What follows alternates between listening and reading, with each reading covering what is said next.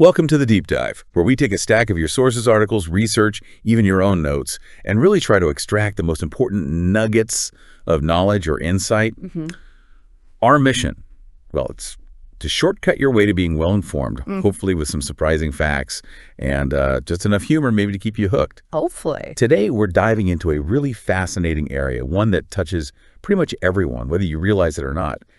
How we measure the competency of school staff. Right. It's fundamental. Yeah, from teachers shaping young minds to administrators kind of keeping the gears turning, understanding what makes them competent is just absolutely crucial. Whether you're a parent, an educator, maybe a policymaker, or just someone curious about what makes a great learning environment really thrive, this deep dive is definitely for you. Indeed. And we've got a rich collection of materials today. We're looking at insights from established educational frameworks, but also a really detailed, in-depth look at the ideas of a prominent mathematics teacher and someone described as a change pioneer named Mustafa Goma. Change pioneer, okay. Yeah. So our mission here is to understand not just the sort of mechanical how of evaluating educators, what forms do they fill out, what data gets collected, but the much deeper why it truly matters in shaping the future. Right, the bigger picture. Exactly. And we'll also explore what makes this evaluation so distinct and honestly, in many ways, much more complex than evaluating performance in almost any other professional field. It's a unique challenge, for sure, and our sources really unpack it with some fascinating insights. Okay, let's unpack this then. Imagine for a moment a school where every single staff member, everyone from the kindergarten teacher nurturing those early learners with, boundless patience and creativity, Crucial. to the high school principal steering the whole ship through really complex challenges, even the support staff making sure it's safe, clean, welcoming.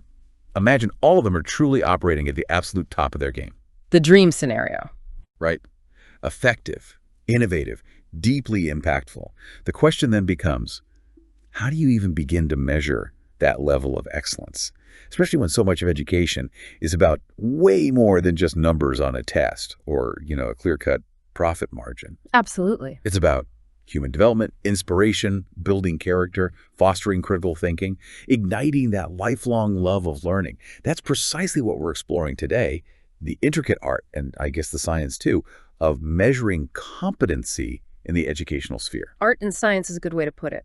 So, before we can even think about measuring anything, right, before we pick up a single rubric or conduct an observation, we need to know exactly what it is we're trying to measure. Foundational, absolutely. Our sources really emphasize this. The first, and you could argue the most crucial step, is to clearly, unambiguously define what competent employee truly means, but within a specific school context. Right, that specific context. Yeah, it's not some vague concept we just hope everyone gets. It needs tangible, agreed-upon standards. It's really the bedrock for everything else.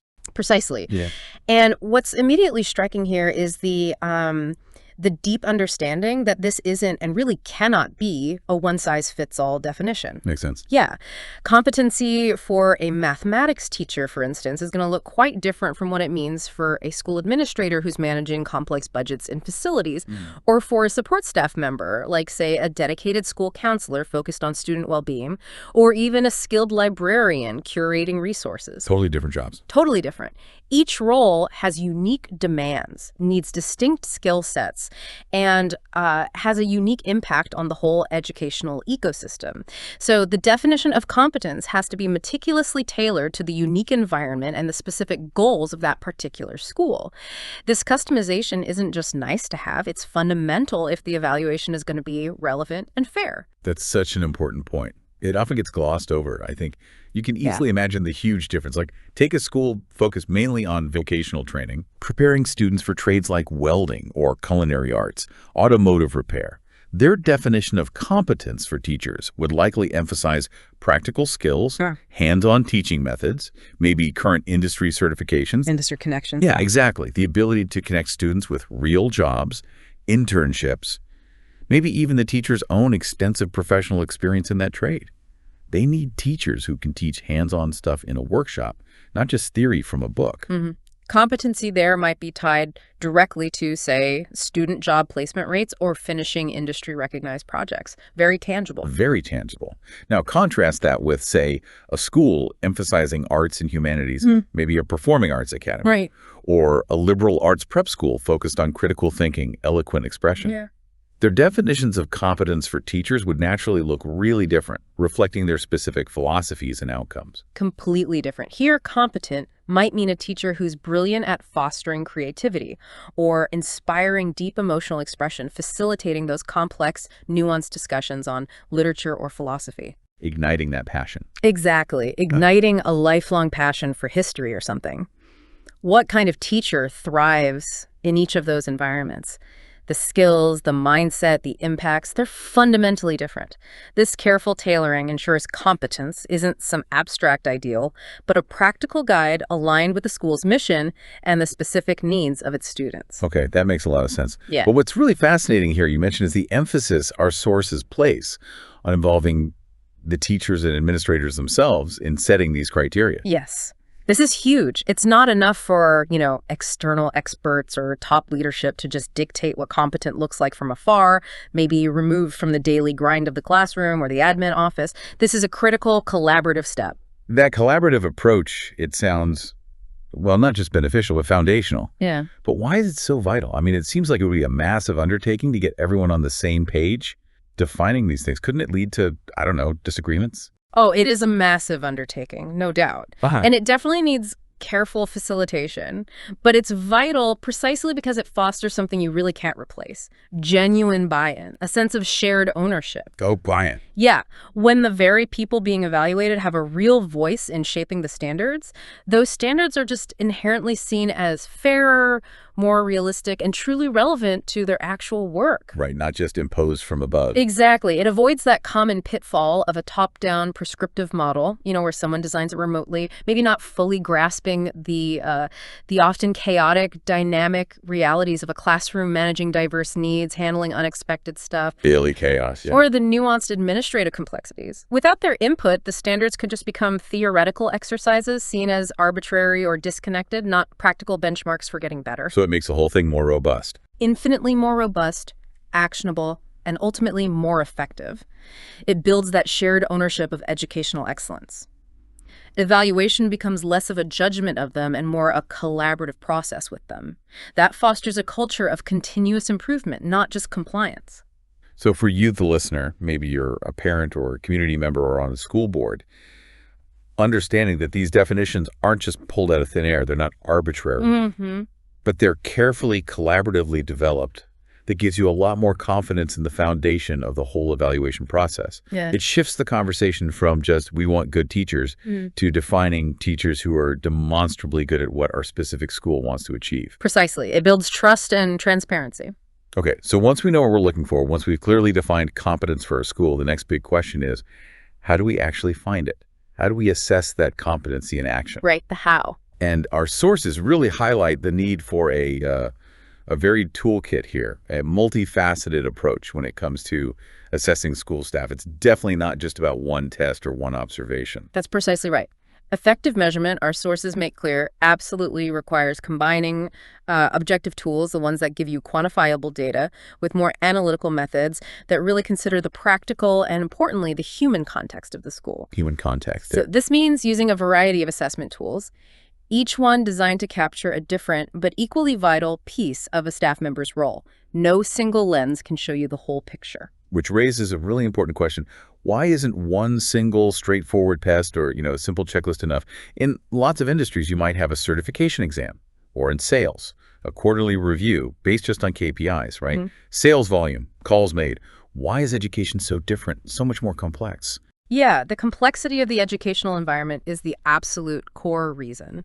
It's just brimming with intricate human interactions, constantly shifting dynamics in classrooms and outcomes that are often, frankly, non-tangible. Hard to measure. Very hard to measure, deeply qualitative, and they unfold over years, sometimes decades, not just days or weeks. Think about it. How do you quantify a teacher's ability to inspire a lifelong love of learning in a kid? Something that might not even show up until years later. You can't really. Or an administrator's knack for fostering a positive, inclusive school culture that makes every student feel valued. Relying on just one metric, whether it's a test score, a simple checklist, or some corporate-style KPIs, would inevitably give you an incomplete, maybe even misleading, and ultimately superficial picture of their true competency and impact. Like judging a chef on one dish. Exactly, or a doctor on one patient file. You need that broader, more nuanced perspective, a tapestry woven from different threads to really understand their capabilities. A single test just can't capture the breadth and depth of an educator's influence. Okay, so given that complexity, what specific tools are we talking about? Our sources list a few key ones that, when you put them together, hit a much fuller picture. First up, direct observation. Yes, direct observations of staff performance, whether it's in the classroom during lessons or during specific admin tasks like leading a staff meeting or talking with parents, are absolutely foundational. Seeing them in action. Right. This method is crucial for capturing those dynamic, real-time aspects of teaching leadership interaction. It lets trained evaluators see teaching methods live, how a lesson is structured, questioning techniques, how they differentiate for different learners. And classroom management. Huge. And how they manage the classroom environment. It shows how staff adapt on the fly to unexpected student questions or situations that pop up constantly. Those moments of professional artistry, really. Yeah. This gives you rich qualitative insights that raw data alone just can't convey. Imagine watching a teacher skillfully manage a lively class discussion, guiding students through complex ideas while keeping everyone engaged and maintaining order. Or a librarian helping a student. Exactly. Or a librarian skillfully helping a student research a complex topic, showing not just subject knowledge, but great interpersonal skills, problem solving.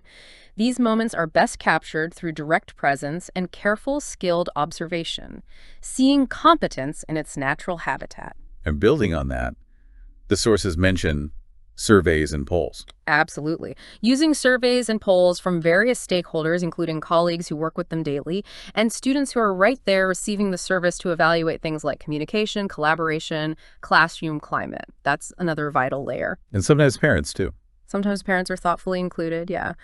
Offering that external but deeply personal perspective, this approach immediately brings in multiple perspectives, a real 360-degree view, which is so important in a collaborative, service-oriented place like a school. Makes sense. Colleagues, for example, can offer invaluable insights into teamwork, professional conduct, sharing resources, participating in school initiatives, how someone contributes to the whole school community. Students, on the other hand, give unique, often unfiltered perspectives on their classroom experience, teacher-student interaction, clarity of instruction, and crucially, how safe, supported, and engaged they feel. Captures the soft skills. Exactly. Helps capture those soft skills, empathy, approachability, motivation, fairness, that are incredibly hard to quantify otherwise, but have a huge impact on learning and well-being. Think about a teacher who's great at delivering content, high test scores, but maybe struggles with peer collaboration. Peer surveys would highlight that. Or the opposite, beloved by students. Right, or a teacher beloved by students, fostering an amazing environment, which student surveys reveal, even if test scores aren't always top of the charts. These multi-source surveys build that holistic, invaluable 360-degree view. And finally, we have data analysis. This brings us back to the more quantifiable stuff, right? Yes, precisely. Analyzing objective data like task completion rates for admin duties, attendance records for staff, and maybe even students as a reflection of the environment. Oh, interesting. Yeah. Professional development participation, the quality of performance documented in work files like consistency in lesson planning, timely grading, detailed record keeping. This provides that essential objective, quantifiable baseline. So reliability, efficiency. Exactly. Reliability, efficiency, consistency, compliance with admin expectations. While this data doesn't capture everything, it offers a factual, tangible baseline. For example, a high task completion rate for an administrator overseeing events, or consistently well-prepared lesson plans from a teacher, or even low student absenteeism in a particular teacher's class. That can speak volumes about dedication, organization, effectiveness. So it balances the qualitative. Perfectly put. It moves us from observing interactions and gathering feedback to looking at concrete, measurable outputs and behaviors. It's about intelligently balancing those rich qualitative insights with the concrete quantitative evidence. Each tool offers a different lens, and together they form a much more robust, comprehensive, and ultimately fairer evaluation system. Okay, this is where it gets, I think, really interesting, maybe even profound, for anyone thinking about the purpose of education. Why are we even doing all this careful evaluation? The big why. Yeah, it's not just for accountability or, catching people doing something wrong or ticking boxes on some form.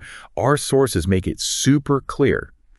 It's deeply intrinsically tied to the bigger picture of education itself.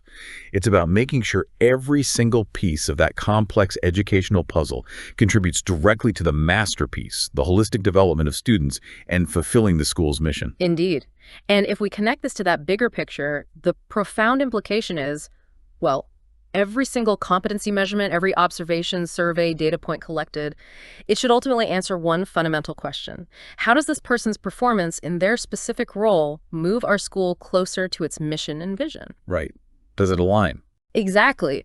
Competency measurement isn't some isolated HR thing, a detached admin chore separate from the core purpose.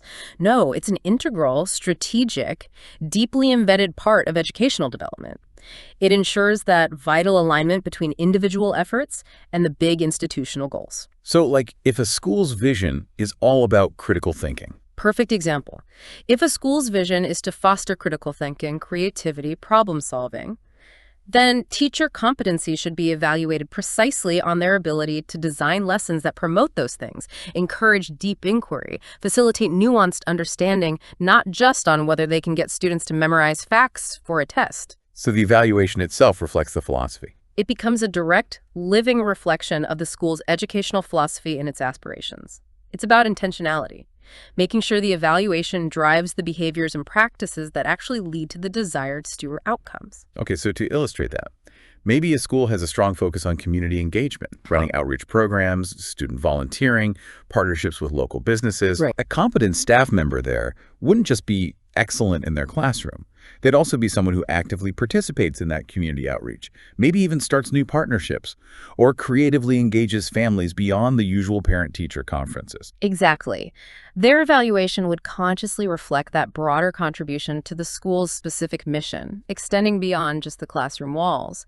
It acknowledges the interconnectedness of the school and its community. So for you, the listener, this really means that every effort to measure staff competency is, essentially, an effort to improve the quality of education being delivered to students. Directly. It's about ensuring the school isn't just ticking boxes for some external regulator, but is actively, intentionally working towards its stated purpose, always trying to improve the learning experience for every child. It transforms evaluation into this powerful engine for organizational learning and continuous improvement.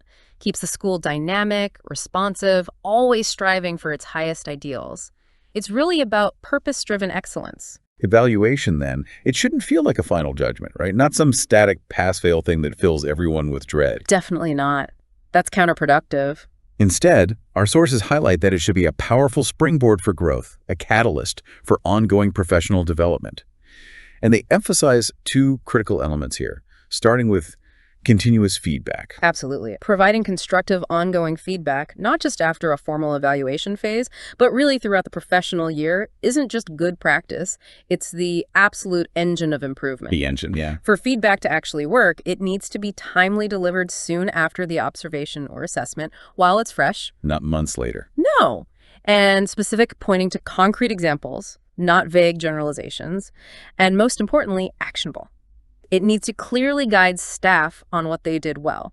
You have to celebrate success too. Reinforce the good stuff. Right. And precisely where and how they can grow. This approach just fundamentally shifts the perception of evaluation from something punitive, that dreaded review, to something genuinely developmental. Empowering even. So after an observation. Yeah, imagine a teacher getting specific, actionable feedback on classroom management techniques right after an observation. Maybe suggesting a new strategy for smoother transitions, or an administrator getting practical guidance on communication effectiveness after a big project, detailing how to better share info with different groups. Makes sense. This iterative process allows for immediate adjustments, reinforces positive behaviors, and makes learning and improvement ongoing, embedded parts of the job, not just isolated events. It creates that culture of perpetual learning. And building logically on that continuous feedback, the sources then highlight creating individual development plans or IDPs. This sounds like the practical roadmap for that growth. Exactly. After the evaluation and the thoughtful feedback, a personalized, structured development plan is created for each staff member. This is where the rubber meets the road, translating insights into concrete action. Tailored to the person. Highly tailored. These IDPs are designed to be specific, structured, matching the individual's needs and professional goals. They usually include measurable objectives, specific activities, and dedicated support to help them reach those goals. So it's not just get better at this. No. It ensures improvement isn't left to chance or vague intentions. It's structured. An IDP might outline specific professional development courses, maybe assign a mentor for guidance, suggest shadowing exemplary colleagues, or recommend workshops or learning communities. And measurable goals are key. Very key. It ensures progress can be tracked objectively and, importantly, celebrated. For a teacher, an IDP goal might be implement 3 new differentiated learning strategies in Q3 and document their impact. Okay, specific. Or attend a workshop on positive behavior reinforcement and apply 2 new techniques within a month, observing the effect. For an administrator, maybe streamline parent communication for events, aiming to reduce inquiry calls by X% by implementing a new digital platform. Specific, measurable things. And what's really fascinating here, maybe most impactful, is how this transitions so seamlessly from just assessment to concrete supported action. It fundamentally acknowledges that even the most competent, experienced staff can always grow, always refine their skills, always learn new approaches. Lifelong learning for educators, too. Absolutely. And crucially, it shows the school is genuinely committed to supporting that journey, investing in its people as its most valuable asset. This whole feedback loop definition, evaluation, feedback, IDP, cultivates that vibrant culture of continuous learning and professional growth. And that, above all, is paramount in the dynamic, ever-evolving, profoundly human field of education. It transforms evaluation into upliftment, empowerment, collective advancement. Okay, now let's turn our attention to a specific framework that really informs our understanding of this whole topic. The insights from teacher Mustafa Goma. Our sources mention him as a central kind of pioneering figure here. Yes, Mustafa Goma. He's identified as a mathematics teacher, which right away signals a practical, classroom-based viewpoint. But more importantly for us today, he's described as a change pioneer, or as the source puts it, Raid Altair. Raid Altair. Yeah. Change pioneer. Yeah, and he delivered this comprehensive lecture measuring school staff competency, objectives, and steps, which impressively lasted about an hour and a half. That suggests a really thorough exploration. An hour and a half. Wow. And that change pioneer description is pretty significant, isn't it? Yeah. It suggests he's not just an academic theorist. Exactly. It implies he's someone actively involved in implementing new, maybe innovative, transformative approaches on the ground, likely grappling with the real-world messiness of school systems. So practical insights. Practical, forward thinking. It suggests he's talking about what actually works, what drives improvement in real schools. And yeah, the sheer length of his lecture underscores that this isn't a simple topic. It signals a thoroughly considered, well-articulated framework. He really dove deep. Okay, so what did this change pioneer highlight as the absolute core elements, the pillars of measuring staff competency? Right. His lecture, according to our sources, revolved around 3 central pillars. These collectively form the blueprint for his whole approach. Okay, let's unpack these pillars. What's the first one? The first pillar is what he calls competency testing, or Ikhtibar al-Kafa. Ikhtibar al-Kafa, competency testing. This is the central theme, really the primary mechanism he proposes for assessing skills, knowledge, capabilities within the school system. It focuses on the process and tools for assessment. But not just a written test, presumably. Definitely not just a traditional written exam. Given the context of effective staff evaluation and everything we've discussed about education's complexity, it refers to a much more holistic, dynamic process. It encompasses various methods to genuinely gauge professional effectiveness in real-world situations. Applying skills, not just recalling facts. Exactly. Applying skills, problem solving, demonstrating expertise in complex scenarios. This could involve structured interviews, maybe with hypothetical classroom challenges. See how they think on their feet? Right. Practical demonstrations of teaching or admin tasks, observed performance, or even portfolio reviews showcasing past projects, classroom innovations, evidence of their work and growth. The emphasis is on what they can do, how well they do it, under different circumstances, not just what they know theoretically. Okay, makes sense. What's the second pillar? The second pillar GOMA presents is targeted categories or groups. Stawitsi Alfia El Mustadafa. Ofir al-Mustadafa, targeted groups. Sounds crucial for fairness. Absolutely crucial for practicality, fairness, effectiveness. GOMA clearly identified that competency assessments cannot be one-size-fits-all. They have to be specifically directed towards distinct categories and groups within the school. Recognizing the different roles. Yes, a sophisticated recognition of all the diverse, specialized roles: early childhood, secondary science, curriculum developers, school psychologists, admin, facilities managers, support staff. A rigid, uniform assessment for everyone would be ineffective, unfair, probably demoralizing. Totally. Different roles need different skills, knowledge, dispositions, so they need different assessment criteria and methods. It reflects a nuanced understanding of the whole school ecosystem. Think about it. How do you accurately measure a school nurse versus a PE teacher? Completely different skill sets. Or a counselor versus a facilities manager? Each needs a specialized approach tailored to their unique responsibilities, challenges, and how they contribute. This tailoring ensures the evaluation is relevant, meaningful, constructive for each professional. Got it. And the third pillar, you said it was the overarching objective. Yes, the third pillar, presented as the ultimate goal driving the whole system, is quality of education. Jodat al-Talim. Jodat al-Talim, quality of education. So this is the why. This is the big why. It appears to be the absolute driving force. It's the ultimate goal. The implication is crystal clear.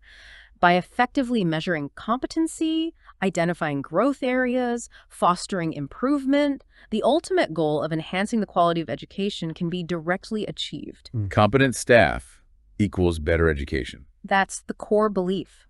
It establishes that direct cause and effect. Highly competent staff, continually developing, lead directly to better education for students. It's not just an aspiration, it's a foundational belief that skilled, knowledgeable, dedicated staff are the single most potent factor in improving educational outcomes. Their expertise, passion. Exactly. They transform a school from just a building into a vibrant learning community. This holistic view ensures competency measurement is always seen as a means to that greater end, elevating the entire learning experience, ensuring students get the best possible education holistically. So GOMA's framework really sets the stage for understanding why evaluating school staff is so unique. Precisely. It provides that strategic roadmap focusing on the people who deliver the education. Okay, so after laying out that robust foundation with GOMA's framework, what does this all mean for the bigger picture? How does evaluating a teacher or a principal fundamentally differ from evaluating, say, a sales manager or a factory worker? Yeah, the core differences. This is where our sources, drawing heavily from Mustafa Goma's insights, reveal some truly unique characteristics. The core difference, as Goma highlights, really lies in the deeply educational and inherently human nature of the learning environment itself. That's the key. It's not about widgets or profit margins. It's about the nuanced, complex development of human beings. Goma highlights specific distinctions. Yes, this is where the unique context of education really shines. He masterfully articulates 5 critical differences that unequivocally set school staff evaluation apart. These aren't minor tweaks, they redefine what competence means in a school. Okay, what's the first one? The first distinction is the focus on educational and psychological impact. So, in education, competency isn't measured just by tangible results like test scores. Instead, it's profoundly assessed by the deep psychological and educational impact on the student. Wow, psychological impact. Yeah. This includes a teacher's ability to instill values, honesty, empathy, perseverance, foster critical thinking that goes beyond memorization, and provide crucial emotional support to students navigating life's complexities. Much broader than just academic. Much broader. Unlike many corporate roles tied to easily measurable outputs, sales figures, production units education delves into forming character, cognitive abilities, emotional well-being. A teacher's competency isn't just about facts memorized, but how students learn to think, develop resilience, empathize, interact with the world. That's incredibly complex and long-term to measure. You think about teachers who changed your life. Exactly. That student who, years later, vividly remembers a teacher who helped them through a tough time or inspired a lifelong passion, that goes way beyond a test score. It's shaping a human life. That is huge. It's not just what's taught, but how it shapes a young person's entire being. Character, emotional intelligence, critical thought. Wow. Okay, what's the second distinction? The second is multiple evaluation sources. We touched on this with the toolkit, but GOMA emphasizes its uniqueness. School staff evaluation often includes invaluable input from students, colleagues, administrators, and sometimes even parents. That 360 view again. Right. In contrast, many other fields confine evaluation mostly to a direct supervisor looking at measurable performance indicators.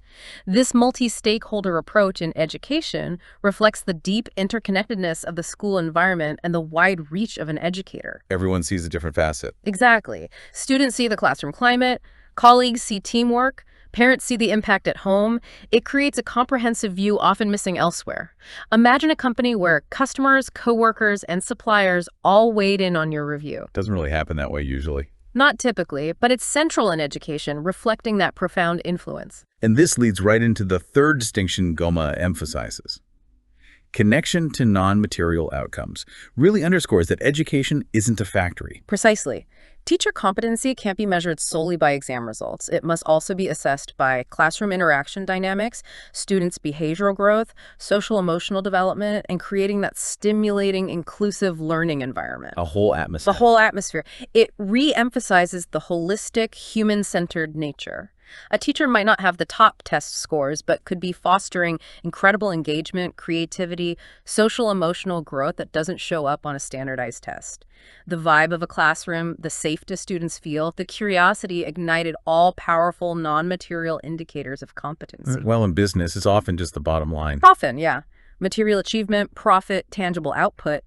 But in schools, a vibrant classroom where kids feel safe to ask questions, debate, even make mistakes, noticeable improvement in a student's social skills, a consistently positive, encouraging atmosphere.